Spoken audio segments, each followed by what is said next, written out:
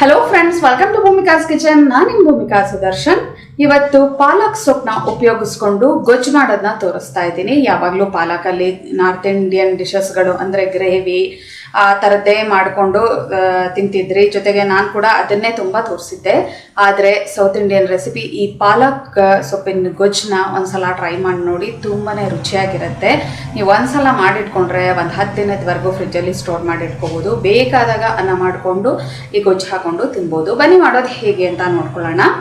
ಮೊದಲು mixer jar ಒಳಗಡೆ ಒಂದು ಈರುಳ್ಳಿ ದಪ್ಪ ಕಟ್ ಮಾಡ್ಕೊಂಡಿರೋದು, ಒಂದು 7 ರಿಂದ 8 ಅಷ್ಟು ಬೆಳ್ಳುಳ್ಳಿ, ಒಂದು ಟೊಮೆಟೊ, ಒಂದು ಚಿಕ್ಕ ಹುಣಸೆಹಣ್ಣಿನ ಪೀಸು, ಒಂದು 2 ಇಂಚಷ್ಟು ಅಥವಾ 1 ಟೀ ಸ್ಪೂನ್ ಅಷ್ಟು ಹುಣಸೆಹಣ್ಣಿನ ಗಟ್ಟಿ ರಸ. ಇದನ್ನು ಇವಾಗ ಮಿಕ್ಸರಲ್ಲಿ ರುಬ್ಕೊಳ್ತೀನಿ ನುಣ್ಣದಾಗಿ. ನೋಡಿ, ಒಂದು ಚೂರು ನೀರು ಹಾಕದೇ ಇದ್ರು ಆ ಈರುಳ್ಳಿ ಟೊಮೆಟೊ ಅಲ್ಲಿರೋವಂಥ ನೀರಂಶಕ್ಕೆ ಇಷ್ಟು ತೆಳುವಾಗಿ ರುಬ್ಕೊಂಡಿದ್ದೀನಿ. ಇನ್ನು ಪಕ್ಕ ಎತ್ತಿಟ್ಕೊಂಡು ಒಗ್ಗರಣೆ ಹಾಕೊಳ್ಳೋಣ. ಗೊಜ್ಜುಗಳಿಗೆ ಯಾವಾಗಲೂ ಎಣ್ಣೆ ಸ್ವಲ್ಪ ಮುಂದಾಗಿರಬೇಕು. ಎಣ್ಣೆ ನಾನಿಲ್ಲಿ 3 ಟೇಬಲ್ ಸ್ಪೂನ್ ಹಾಕೊಂಡಿದ್ದೀನಿ ಒಂದು ಬಾಣಲಿಗೆ. ಚೆನ್ನಾಗಿ ಎಣ್ಣೆ ಕಾಯ್ತಿದ್ದ ಹಾಗೆ ಸಾಸಿವೆ ಜೀರಿಗೆ 2 ಅರ್ಧ ಟೀ ಸ್ಪೂನ್ ಸಾಸಿವೆ ಜೀರಿಗೆ ಸಿಡಿಯೋದಕ್ಕೆ ಶುರು ಆಗಲಿ.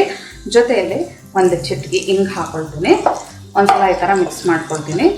ಸಾಸಿವೆ ಜೀರಿಗೆ ಒಂಚೂರು ಚಟಪಟ ಅಂತಿದ್ದ ಹಾಗೆ 2 ಬ್ಯಾಡಗಿ ಮೆಣಸಿನ್ಕಾಯಿ, ಇದನ್ನು ಈ ಥರ ಮಿಕ್ಸ್ ಮಾಡ್ಕೊಳ್ತೀನಿ.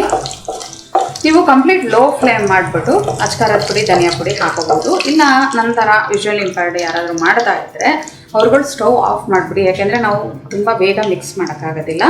1 ಟೀ ಸ್ಪೂನ್ ಅಚ್ಕಾರದ ಪುಡಿ ಅಥವಾ ಖಾರಕ್ಕೆ ತಕ್ಕಷ್ಟು, 1/4 ಟೀ ಸ್ಪೂನ್ ಅರಶಿನ, 1 ಟೀ ಸ್ಪೂನ್ ಧನಿಯಾ ಪೌಡರು, ಇದನ್ನೆಲ್ಲ ಒಂದ್ಸಲ ಮಿಕ್ಸ್ ಮಾಡ್ಕೊಳ್ತೀನಿ. ನೋಡಿ, ಈ ಥರ ಮಿಕ್ಸ್ ಮಾಡಿಕೊಂಡು ನಂತರ ಸ್ಟವ್ ಆನ್ ಮಾಡ್ಕೊಳ್ತೀನಿ ನಾನು. ಎಲ್ಲ ಈ ಥರ ಮಿಕ್ಸ್ ಮಾಡ್ಕೊಳ್ತಿದ್ದ ಹಾಗೆ ಇವಾಗ ರುಬ್ಬಿರೋ ಅಂಥ ಮಿಶ್ರಣನ ಹಾಕೊಳ್ಳೋಣ. ಈ ರುಬ್ಬಿರೋ ಅಂಥ ಮಿಶ್ರಣ ಹಾಕ್ಕೊಂಡು ಚೆನ್ನಾಗಿ ಎಣ್ಣೆಯಲ್ಲಿ ಕುದಿಸ್ಕೋಬೇಕು. ಇದಕ್ಕೆ ಇನ್ನೊಂಚೂರು ನೀರು ಹಾಕೊಳ್ತೀನಿ. ಒಂದು ಸ್ವಲ್ಪ ನೀರು, ಒಂದು 1/4 ಕಪ್ಪಷ್ಟು ನೀರು ಹಾಕ್ಕೊಂಡು ಉಳಿದಿರೋ ಅಂಥ ಮಿಶ್ರಣ ಕೂಡ ಹಾಕೊಂಡಿದ್ದೀನಿ. ಇದನ್ನು ಒಂದು 3 ರಿಂದ 4 ನಿಮಿಷ ಮೀಡಿಯಮ್ ಟು ಹೈ ಫ್ಲೇಮಲ್ಲಿ ಕುದಿಸ್ಕೊಳ್ಳೋಣ. ಈರುಳ್ಳಿ, ಬೆಳ್ಳುಳ್ಳಿ, ಟೊಮೆಟೊ ಎಲ್ಲ ಹಸಿದೇ ಹಾಕಿರೋದ್ರಿಂದ ಅದರ ಹಸಿ ಘಮ ಹೋಗಬೇಕು. ಆವಾಗಲೇ ನಿಮಗೆ ಈ ಗೊಜ್ಜು ರುಚಿ ಬರೋದು.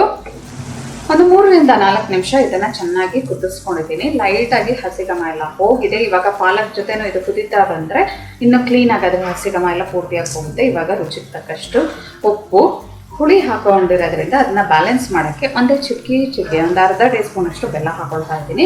ಇದು ಕಂಪ್ಲೀಟ್ ಆಪ್ಷನಲ್ಲು, ಬೇಕಿದ್ರೆ ಹಾಕೊಳ್ಳಿ, ಇಲ್ಲ ಅಂದರೆ ಇಲ್ಲ. ಬೆಲ್ಲ ವಿಜುವಲಿ ಇಂಪೈರ್ಡು ಅಥವಾ ಹೊಸದಾಗಿ ಕಲಿಯೋರು ಈಗ ಅಡುಗೆ ಮಾಡಬೇಕಾದ್ರೆ ಕೆಲವೊಂದು ಸಣ್ಣ ಟಿಪ್ಸ್ನ ಫಾಲೋ ಮಾಡೋದ್ರಿಂದ ಪರ್ಫೆಕ್ಟಾಗಿ ಬರುತ್ತೆ. ಇವಾಗ ನಾನು ಆವಾಗಲೇ ತೋರಿಸಿದ್ನಲ್ಲ, ಅಚ್ಕಾರದ ಪುಡಿ ಎಲ್ಲ ಹಾಕೋಬೇಕಾದ್ರೆ ಸ್ಟವ್ ಆಫ್ ಮಾಡಿಬಿಟ್ಟು ನಂತರ ಹಾಕೊಂಡು ಮಿಕ್ಸ್ ಮಾಡೋದು, ಆ ಥರದ್ದು. ನಾವೇನಾದರೂ ಸ್ಟವ್ ಆನಲ್ಲೇ ಇಟ್ಕೊಂಡು ಹಾಕೊಂಡು ಮಿಕ್ಸ್ ಮಾಡಿಕೊಂಡ್ರೆ ಸಿದೋಗ್ಬಿಡುತ್ತೆ. ಅದಕ್ಕೋಸ್ಕರ ಇವಾಗ ಮೇಯ್ನ್ ಐಟಮ್ ಪಾಲಕ್ ಸೊಪ್ಪು. 1 ಕಟ್ ಪಾಲಕು ಅಂದರೆ ಚಿಕ್ಕದು, ಹಿಡಿ ಲೆಕ್ಕದಲ್ಲಿ ಹೇಳಬೇಕು ಅಂದರೆ 2 ಹಿಡಿ ಪಾಲಕ್ ಬರುತ್ತೆ. ಅದನ್ನು ಚೆನ್ನಾಗಿ ತೊಳೆದು ಸಣ್ಣದಾಗಿ ಕಟ್ ಮಾಡ್ಕೊಂಡಿದ್ದೀನಿ. ಕಟ್ ಮಾಡಿಕೊಂಡು ಇದರೊಳಗಡೆ ಹಾಕಿ ಇವಾಗ ಚೆನ್ನಾಗಿ ಕುದಿಸ್ಕೋಬೇಕು. ಒಂದು 7 ರಿಂದ 8 ನಿಮಿಷ ಇದನ್ನು ಚೆನ್ನಾಗಿ ಕುದಿಸ್ಕೋತೀನಿ. ಇನ್ನು ಬೇಕಿದ್ರೆ ನೀರು ಇನ್ನೊಂದು 1/4 ಕಪ್ ಅಷ್ಟು ಹಾಕೊಳ್ಳಿ. ಯಾಕೆಂದರೆ ಕುದೀತಾ ಕಂಪ್ಲೀಟಾಗಿ ನೀರೆಲ್ಲ ಹಿಂಗೋಗ್ಬಿಟ್ಟು ಫುಲ್ ಡ್ರೈ ಆದಂಗೆ ಆಗಬಾರ್ದು. ಸ್ವಲ್ಪ ಗೊಜ್ಜು ಕನ್ಸಿಸ್ಟೆನ್ಸಿಯಲ್ಲಿ ಇರಬೇಕು. ನಾನು ನೋಡ್ಬಿಟ್ಟು ಅವಶ್ಯಕತೆ ಇದ್ದರೆ ಹಾಕೊಳ್ತೀನಿ ಅಷ್ಟೇ. ಯಾಕೆಂದರೆ ಪಾಲಕಲ್ಲೂ ನೀರಂಶ ಸಾಕಷ್ಟು ಬಿಡುತ್ತೆ. ಮೀಡಿಯಮ್ ಟು ಹೈ ಫ್ಲೇಮಲ್ಲಿ ಒಂದು 7 ರಿಂದ 8 ನಿಮಿಷ ಇದನ್ನು ಚೆನ್ನಾಗಿ ಕುದಿಸ್ಕೊಂಡಿದ್ದೀನಿ. ಈ ಪಾಲಕೆಲ್ಲ ಫುಲ್ ಸಾಫ್ಟ್ ಆದಮೇಲೆ ಒಂದು 1/4 ಕಪ್ಪಷ್ಟು ನೀರು ಹಾಕ್ಕೊಂಡಿದ್ದೆ, ನಂತರ ಕುದಿಸ್ಕೊಂಡೆ. ಇಲ್ಲ ಅಂದರೆ ಕುದೀತಾ ಫುಲ್ ಒಳ್ಳೆ ಪೇಸ್ಟ್ ಆದಂಗೆ ಹೋಗ್ಬಿಡುತ್ತೆ. ಗೊಜ್ಜು ಯಾವಾಗಲೂ ಈ ಹದದಲ್ಲಿ ಇರಬೇಕು. ಒಂಚೂರು ಹಿಂಗೆ ಹಾಕಿದ್ರೆ ನಿಧಾನವಾಗಿ ಬೀಳೋ ಹಂಗೆ ಇರಬೇಕು. ಆವಾಗ ನಿಮಗೆ ತುಂಬ ರುಚಿಯಾಗಿರುತ್ತೆ. ಈ ಒಂದು ಪಾಲಕ್ ಸೊಪ್ಪು ಗೊಜ್ಜನ್ನ 1 ವಾರದವರೆಗೆ ನೀವು ಫ್ರಿಜ್ಜಲ್ಲಿ ಇಟ್ಕೊಂಡು ತಿನ್ಬೋದು. ಫಟಾಫಟ್ ಅಂತ ಅನ್ನ ಮಾಡಿಕೊಂಡು ಅದಕ್ಕೆ ತುಪ್ಪ ಹಾಕೊಂಡು ಗೊಜ್ಜು ಹಾಕೊಂಡು ತಿಂತಾ ಇದ್ರಂತೂ ಏನು ರುಚಿಯಾಗಿರುತ್ತೆ ಗೊತ್ತಾ, ತುಂಬಾ ಟೇಸ್ಟಿಯಾಗಿರುತ್ತೆ. ಆ ಪಾಲಕ್ ಫ್ಲೇವರ್ ಅಂತೂ ತುಂಬಾ ಹೈಲೈಟ್ ಆಗಿದೆ ಈ ಗೊಜ್ಜಲ್ಲಿ. ಮತ್ತೆ ಆಗ್ತಡ ನಿಮ್ಮ ಮನೆಯಲ್ಲೂ ಕೂಡ ಮಾಡಿಕೊಂಡು ಹೇಗಿದೆ ಅಂತ ಕಮೆಂಟ್ ಬಾಕ್ಸಲ್ಲಿ ತಿಳಿಸಿ. ಇವತ್ತಿನ ಈ ಸಿಂಪಲ್ ರೆಸಿಪಿ ನಿಮ್ಗೆ ಇಷ್ಟ ಆದರೆ ಲೈಕ್ ಮಾಡಿ, ಶೇರ್ ಮಾಡಿ. ಯಾರೆಲ್ಲ ಇನ್ನೂ ಭೂಮಿಕಾಸ್ ಕಿಚನ್ಗೆ ಸಬ್ಸ್ಕ್ರೈಬ್ ಆಗಿಲ್ಲ ದಯವಿಟ್ಟು ಸಬ್ಸ್ಕ್ರೈಬ್ ಆಗಿ. Thanks for watching.